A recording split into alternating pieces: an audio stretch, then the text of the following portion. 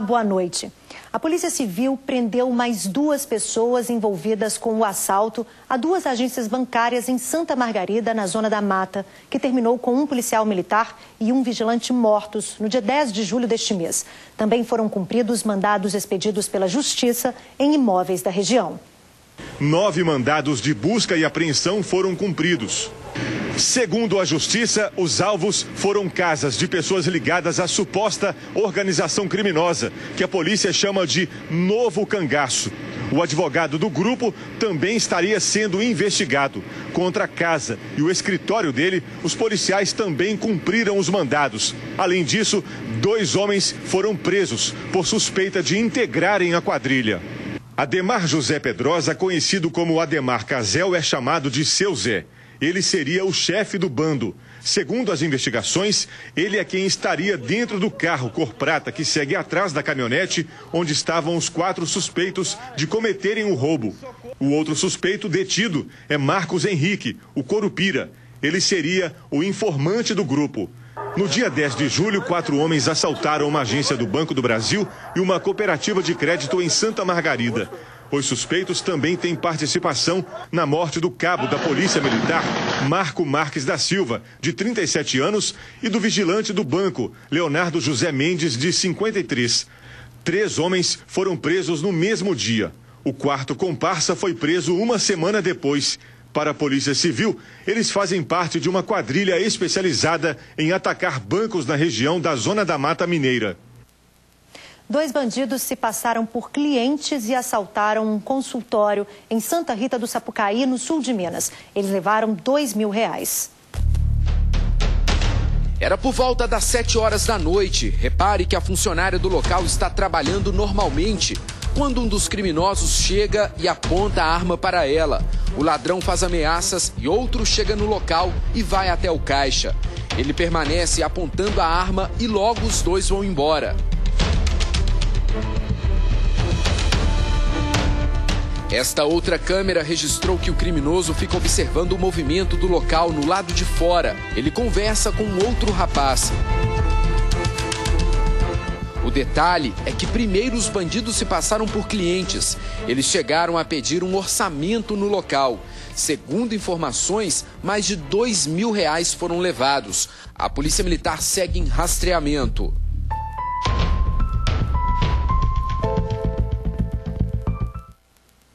Quatro pessoas morreram num acidente na BR-135 em Curvelo, na região central de Minas, nessa manhã. As vítimas eram da mesma família. Segundo a Polícia Rodoviária Federal, 2 carros bateram de frente. Testemunhas contaram que a condutora do Fiesta cochilou ao volante, invadiu a pista contrária e atingiu um carro. Com o impacto, 4 pessoas que estavam no Fiesta morreram na hora. Outras 4 que ocupavam o outro veículo ficaram gravemente feridas e foram encaminhadas para o hospital. Na BR-251, em Grão-Mogol, no norte de Minas, o motorista de uma carreta cegonheira também ficou gravemente ferido depois do veículo capotar. O Corpo de Bombeiros teve muita dificuldade para retirar a vítima presa às ferragens. Uma equipe do SAMU ajudou no socorro. Vários carros que estavam na cegonheira ficaram espalhados na pista. O acidente causou um congestionamento de mais de 6 quilômetros no local. E foi liberada parte das pistas da BR-356 na Serra de Itabirito, onde uma carreta de cilindro carregada de oxigênio tombou no começo da tarde. De acordo com a Polícia Militar Rodoviária, o motorista perdeu o controle da direção. Ele sofreu ferimentos leves e alegou problemas no sistema de frenagem. A carreta tombou fora da pista em uma área de terra, mas por motivos de segurança, a rodovia teve que ser interditada, porque o oxigênio em contato com combustível pode causar explosões. Frequentadores de uma pista de caminhada foram vítimas de um arrastão em Varginha. Os bandidos levaram os celulares e até bicicletas das vítimas. Os assaltos aconteceram em plena luz do dia. Pelo menos 6 pessoas tiveram celulares e bicicletas roubadas. A Polícia Militar foi chamada para atender uma ocorrência no local onde 2 mulheres que andavam de bicicleta haviam sido assaltadas.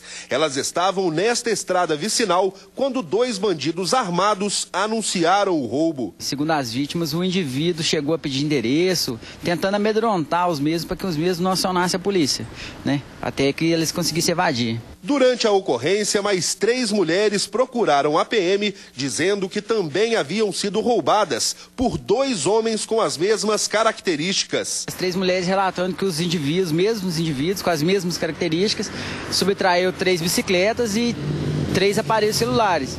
E indicou também o sentido que eles teriam evadido. Durante rastreamento, a polícia encontrou suspeitos com 2 bicicletas roubadas no bairro Novo Tempo. Ao avistarem a viatura, os criminosos fugiram por um matagal, mas um deles acabou sendo detido. Ele assumiu a autoria dos crimes. Daniel Cândido Arantes, de 18 anos, levou os militares até a casa dele, onde ele havia escondido celulares. As bicicletas também foram recuperadas. A garrucha usada nos assaltos foi apreendida. Para quem faz exercícios no local, todo cuidado é pouco. Sempre vigiando de um lado, do outro. O pessoal está muito assustado, o pessoal está alerta. Nossa, tá difícil. Todo mundo corre o risco. Corre o risco. Olha, é revoltante, realmente revoltante. No início da semana, a TV Alterosa mostrou um incêndio que atingiu 4 imóveis em Belo Horizonte. Um salão de beleza, o ganha-pão de uma cabeleireira, ficou totalmente destruído. A polícia investiga o caso como criminoso. A mulher, uma das vítimas do suposto atentado, tenta recuperar tudo o que perdeu, graças à solidariedade de outras pessoas. Olhar para um ambiente que era sinônimo de beleza e ver o oposto, tudo queimado, preto, sujo, tem sido muito difícil para Jurlene. Tudo que eu tinha, perdi, não tenho mais nada. Foi embora, é meu ganha-pão, eu tenho uma filha de 16 anos, sou divorciada, eu vivo do que eu ganho aqui. O salão foi queimado na madrugada do último sábado para domingo, segundo a polícia, pelo professor Rubens Martins Campos, de 58 anos. As chamas ainda atingiram a papelaria ao lado e parte de uma lotérica. O homem ateou fogo também numa igreja evangélica, no Barro Preto, e tentou incendiar uma casa no bairro Nova Esperança, mas os moradores conseguiram evitar. Todos os imóveis são de um pastor, com o qual o professor teria uma desavença. No salão de Jurlene, no bairro Salgado Filho, não sobrou nada. Que era manicure, a área de fazer unha aqui nessa área. E nessa parte aqui tinham espelhos. Aqui do caso que eu atendi, que eram 2 cadeiras de cabeleireiro. E aqui seriam as cadeiras, que era um sofá que tinha aqui. Outros 2 de atendimento, com cadeirinhas de manicure. Além dos serviços de salão de beleza, ela vendia roupas aqui dentro e todas as peças também foram queimadas. O prejuízo total foi de aproximadamente R$20 mil. E em meio a tanta tristeza, Jurlene foi surpreendida por um gesto de solidariedade que despertou esperança. Uma cliente decidiu fazer uma vaquinha na internet para ajudar a cabeleireira. Eu achava que eu não tinha mais solução. E aí eu acho que eu comecei a ter um pouquinho de esperança com isso, sabe? Esse gesto mostra o quê? Mostra que eu sou querida, que existe ser humano ainda bom na vida. Esta outra cliente também apareceu para ajudar. Vamos tentar ajudá-la financeiramente, porque ela não tem como se erguer se não tiver ajuda de ninguém. Viviane é filha da dona da papelaria que também foi queimada. Ela gosta muito daqui. Ela ajudava muita gente nesse lugar. Então, assim, deve ser muito triste para ela ver isso aqui desse jeito. A gente não queria que ela chegasse e visse a loja nesse estado. A mobilização das pessoas realmente faz toda a diferença. Aí na sua tela aparece o link para ajudar a cabeleireira. Quanto ao suspeito de atear fogo nos imóveis, ele continua preso. O presidente do Tribunal Regional Federal da Primeira Região, o desembargador Hilton Queiroz, derrubou a decisão judicial que havia suspendido o aumento no preço dos combustíveis. Com a decisão, volta a valer o decreto do presidente Michel Temer, que elevou a alíquota de PIS/COFINS sobre a gasolina, o diesel e o etanol. A tributação sobre a gasolina subiu 41 centavos por litro. A tributação sobre o diesel, 21 centavos. E o imposto sobre o etanol, 20 centavos por litro. O desembargador atendeu ao recurso da Advocacia Geral da União, que representa o governo federal no judiciário. Todos os detalhes você confere logo depois do JA no SBT Brasil. Você paga o IPTU, todas as suas contas estão em dia, mas nem toda a infraestrutura necessária para se viver dignamente é oferecida pelo poder público. Essa é a situação de moradores de uma rua no bairro Céu Azul, em Belo Horizonte. A nossa equipe foi lá e olha só o que encontrou. Rua Geraldo Orozimbo, bairro Céu Azul, região da Pampulha, aqui em BH. Esgoto correndo a céu aberto, lixo. Os moradores informaram que esta área que ainda não teria sido asfaltada porque todas essas casas seriam parte de uma ocupação. Mas tem um detalhe. Todos esses lotes, desse lado de cima, desse meu lado esquerdo, seriam regularizados pela prefeitura. Tanto que os moradores pagam IPTU, tem água encanada, pagam energia elétrica e coleta de lixo. Eles estão aí, não estão legalizados e a prefeitura agora fica arrumando a desculpa que é por causa dos Dandara, sendo que a rua não tem nada a ver com os Dandara. Quem também não entende por que até hoje não tem asfalto aqui é a Patrícia.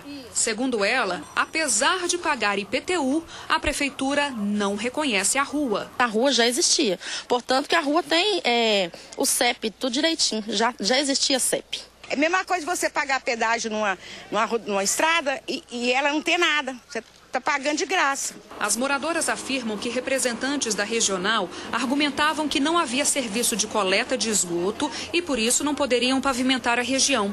Mas recentemente a Copasa finalizou a instalação na rua. Mesmo assim, a prefeitura ainda não teria informado quando as melhorias serão feitas aqui. É muito ruim quando chove, porque eu tenho caminhão, meu caminhão não sobe aqui de jeito nenhum, fica atolado. A água entra para a casa das pessoas, entendeu? Tem muitas crianças que passam nessa rua para ir para a escola, vai com os pezinhos, chega na escola com os pés todos sujos, os tênis tudo sujo de barro, e é horrível. Quando não é o barro, é a poeira. Nós procuramos pela prefeitura para dar um retorno aos moradores da rua Geraldo Orozimbo. E sabe qual foi a resposta? Por meio da SUDECAP, informou que os lotes são clandestinos e que não há previsão de obras de pavimentação no local. Disse ainda que o pagamento de IPTU não garante a pavimentação da rua e sim serviços de limpeza e iluminação pública. A assessoria ficou de verificar se existe projetos de melhoria por meio do orçamento participativo no local. A massa de ar seco continua deixando a umidade relativa do ar baixa em boa parte do estado. Em Belo Horizonte, o índice ficou em torno dos 40% nessa tarde. Veja agora a previsão do tempo para amanhã em Minas.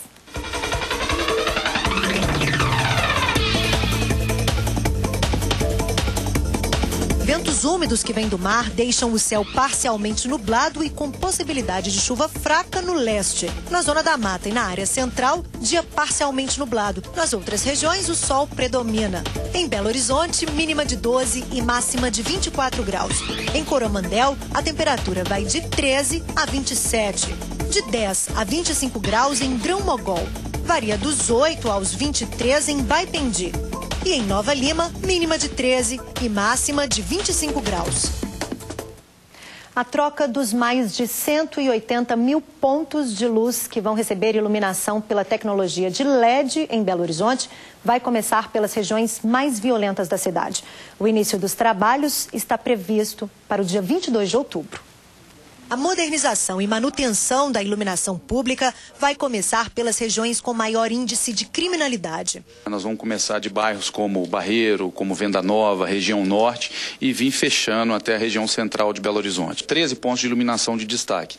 Esses pontos, nós já temos projeto de iluminação, são pontos realmente que tem muita presença de, não só de pessoas, cidadãos de Belo Horizonte, como até turistas, né? Nós temos a responsabilidade de fazer a iluminação deles ainda no primeiro ano. Segundo a BHIP, os atuais pontos de luz precisam ser trocados porque são antigos e apresentam muitos problemas. Nós encontramos um índice de falhas mais alto do que o normal e nós temos um prazo para fazer uma limpeza desse parque e estamos fazendo uma coisa inédita, inclusive mundialmente, que é num prazo de 3 anos, estipulado pelo prefeito Alexandre Calil, nós vamos fazer toda a substituição do parque atual. Isso vai fazer com que a taxa de falha do parque ela caia para 15% ou 20% da taxa de falha que está atualmente. A substituição da iluminação atual por LED deve gerar uma economia de cerca de 45% nas contas de luz pagas pela prefeitura, o que representa 25 milhões de reais ao ano. Uma novidade para o consumidor é que o contato para a reparação,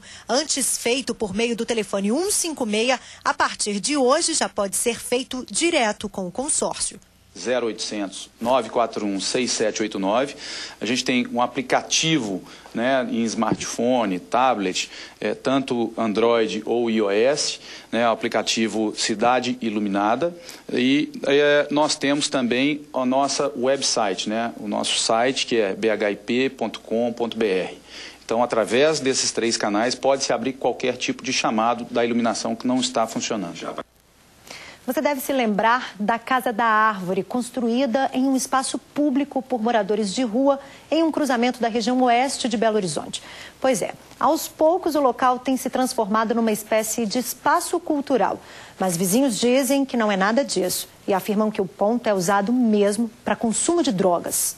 Há cerca de 3 meses, nós viemos aqui à Avenida Barão Homem de Melo, esquina de Maria Macedo, para mostrar esta casa improvisada em cima de 3 árvores por moradores de rua que juntaram bastante material aí recolhido no lixo e improvisaram essa moradia. Na época, conversamos com o Douglas, que admitiu que era usuário de drogas e que abrigava aqui no local outras pessoas que também utilizavam drogas.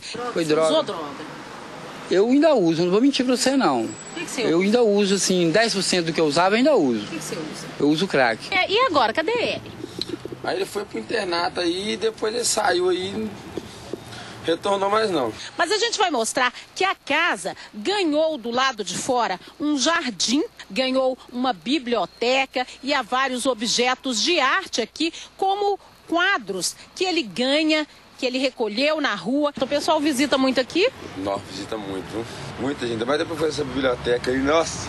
Mas, apesar do romantismo da situação, moradores do bairro não estão nada satisfeitos com essa ocupação irregular. E uma área que seria uma praça e que hoje se transformou num ponto de moradia de andarilhos. Sem mostrar o rosto, uma moradora falou sobre a situação que incomoda e provoca medo. Ali se tornou uma mini Cracolândia disfarçada de casa de árvore. Eu já vi os meninos recebendo doações de roupas e livros e pegando as sacolinhas e indo comprar pedra.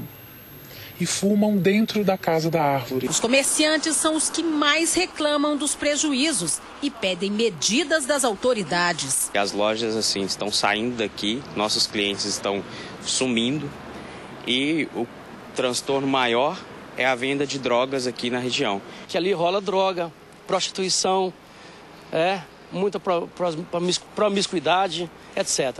Então nós queremos, na realidade, não é excluir esse pessoal, é juntar forças para levá-los para um lugar mais decente. Segundo a Secretaria Municipal Adjunta de Assistência Social, o serviço de abordagem acompanha o caso desde agosto de 2016. Disse que as tentativas de inserir os moradores em um dos serviços assistenciais continuam sendo feitas. Em relação ao imóvel construído de forma irregular, a Secretaria de Regulação Urbana informou que os moradores já foram notificados. Daqui a pouco, tratamento alternativo oferecido pelo SUS alivia o estresse de pacientes em cidade do interior. A gente mostra os detalhes depois do intervalo. Fique com a gente. Um tratamento alternativo para combater o estresse, aliviar a tensão, a ansiedade e as dores tão comuns na vida moderna está sendo oferecido pelo SUS nas unidades de saúde de Carmo do Cajuru, no centro-oeste do estado. Nossa equipe foi à cidade conhecer a técnica que deixou os pacientes bem mais relaxados.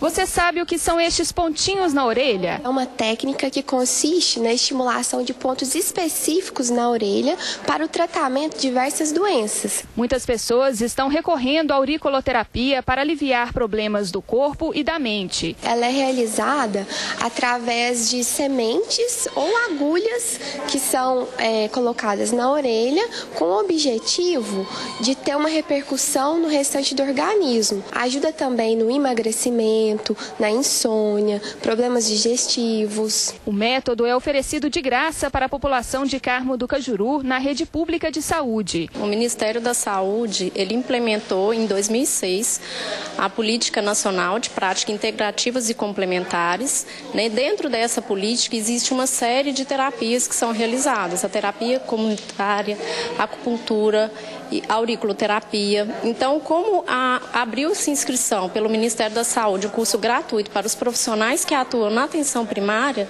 nós damos a oportunidade desses profissionais fazerem e trazer essa prática para o município. O serviço é oferecido aqui no PSF do Centro e também nas unidades de saúde dos bairros Bonfim e Alvorada. O paciente precisa reaplicar os pontos a cada 7 dias e todo o processo dura 5 semanas. É a terceira vez que Suzana reaplica os pontinhos e está satisfeita com os primeiros resultados do tratamento. Melhora, no estresse, no relaxamento, tranquilidade, eu tive um torcicolo, então assim, foi muito bom. Então, resultado imediato, ótimo. Até agora, 40 pacientes fazem auriculoterapia pelo SUS em Carmo do Cajuru.